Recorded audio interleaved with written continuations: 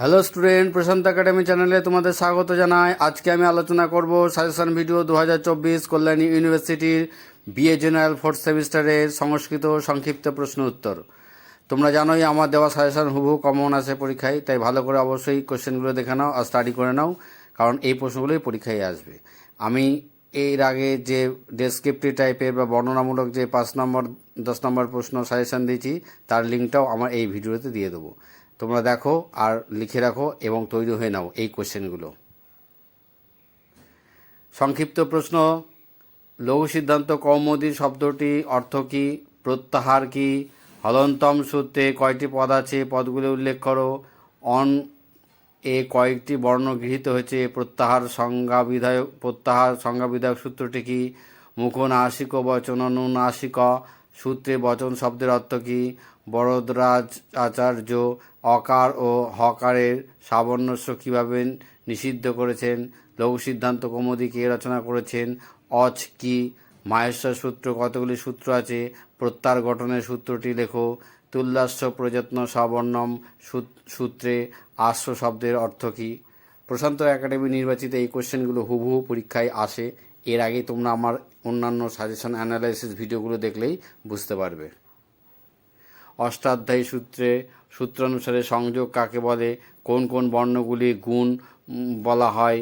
হল ও অল বলতে কী বোঝো? স্ববর্ণ বলতে কী বোঝো? উদিত কোনগুলি? সংস্কৃত ব্যাকরণের বাহ্য প্রযত্ন কতগুলি? কী কী? উপপদ বিভক্তি কী? ঈদ কী? অষ্টাধ্যায়ী অনুসারে সংহিতা কাকে বলে? ষষ্ঠী শেষে সূত্রের শেষে শব্দের অর্থ কী? বরদরাজ আচার্যের মতে সপ্তমাধিকরণে চ সূত্রে চ এ তাৎপর্য কী? প্রশান্ত একাডেমি নির্বাচিত কোশ্চেনগুলো হুবহু পরীক্ষায় আসবে। তোমরা যারা নিয়মিত আমার চ্যানেল দেখছো, যারা নিয়মিত দেখো, তারা অবশ্যই, যারা এখনও পর্যন্ত প্রশান্ত একাডেমি চ্যানেলটি সাবস্ক্রাইব করনি, অবশ্যই প্রশান্ত একাডেমি চ্যানেলটি সাবস্ক্রাইব করবে। বিভিন্ন সাবজেক্টে তোমাদের এখানে সাজেশন তুলে ধরা হয়। তোমরা যারা দেখছো, যদি তোমাদের নিজস্ব কোনো সাবজেক্টের সাজেশন প্রয়োজন হয়, তবে কমেন্ট বক্সে গিয়ে অবশ্যই আমাকে জানাবে। পদ বলতে কী বোঝো? শুদ্ধ পার্শ্ব এখানে কোন সূত্র অনুসারে সন্ধি হয়েছে?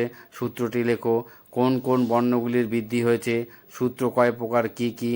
বলছে রাম ও আগচ্ছ রেখাঙ্কিত পদটি কোন কারক? এখানে রেখাঙ্কিত পদটি হচ্ছে রাম। স্বতন্ত্র কর্তা সূত্রে স্বতন্ত্র পদটির অর্থ কী? পাণিনীয় ব্যাকরণে গুণ বিধায়ক সূত্র কোনটি? গুণের সংজ্ঞক বর্ণগুলো কোন কী?